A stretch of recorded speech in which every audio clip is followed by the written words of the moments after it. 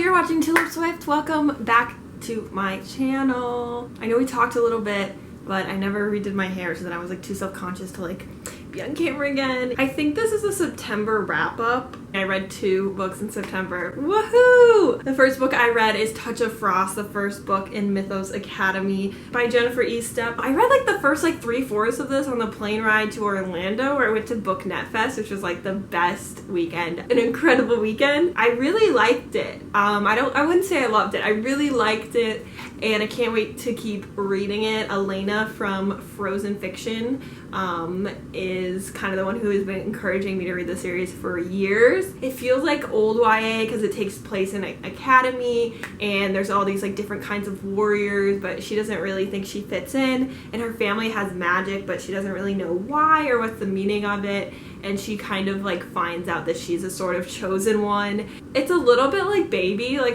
there was like one plot and then like one subplot, and it was just like very simple. But I think that's a great first book, and I just want to keep going and want to go more complicated. It's really just making me miss Vampire Academy, which needs a reread. I've never reread that series, but it's one of my favorites. I know this series, you probably haven't heard of it, but it's actually like really big in Germany apparently. The second book I read, I already forgot. I read Fame, Fate, and the First Kiss by Casey West. I don't know who it's narrated by. I didn't love the narrator.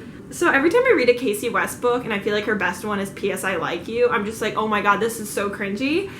This was no exception. It just kind of like didn't really feel authentic to me. I went into it, I didn't know at all what it was about, and this one was kind of like on a film set, which is really interesting. The main character is like an actress. It ended up getting really cute and then being so dumb in the end. They kind of have to have a big reveal in this book of kind of like a secret, not like her love interest, but like just some other character that's like plotting against her. It was just kind of like really annoying. I ended up kind of liking the main character by the end, but she was really kind of just like unbelievable. But then I kind of thought of someone I related to her, and I was like, okay, she feels real, but like sometimes it's hard to like get a hang of her. And then the love interest was kind of like her opposite. Whatever. It ended up being, it was like really good, and then it was really bad again. Oh, I was so mad.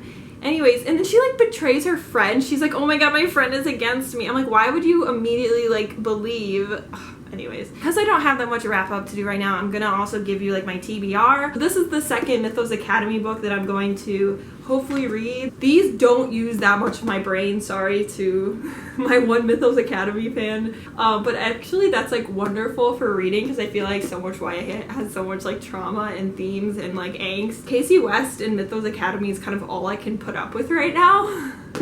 So we'll see how much other stuff I get into. Here's Imaginary Friend by Stephen Chbosky. Beautiful. All I want to do is tap on things. Oh my god. That is not a normal page. It's like in size 11 font. What the heck?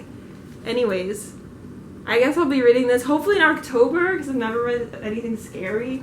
I don't know if it's scary, but now I just want to read Serpent and Dove. I just want to read whatever everyone's talking about, and that changes like every single week. As you know, last year I was reading the Red Queen series and I was absolutely loving it. They're just getting worse and worse, unfortunately, and War Storm is just so gosh darn thick that I don't know what to do, because I mean I have a bookmark in it, but like I don't know how to read it, and it's due to the library in a few weeks and I've renewed it like 3 times, so I don't know how to finish the series Victoria Aveyard, because I read Red Queen because it was like an easy thing and I could concentrate on schoolwork, but now they're getting so long and so boring, but I have to see this through because I'm so invested, so who knows what's gonna happen there.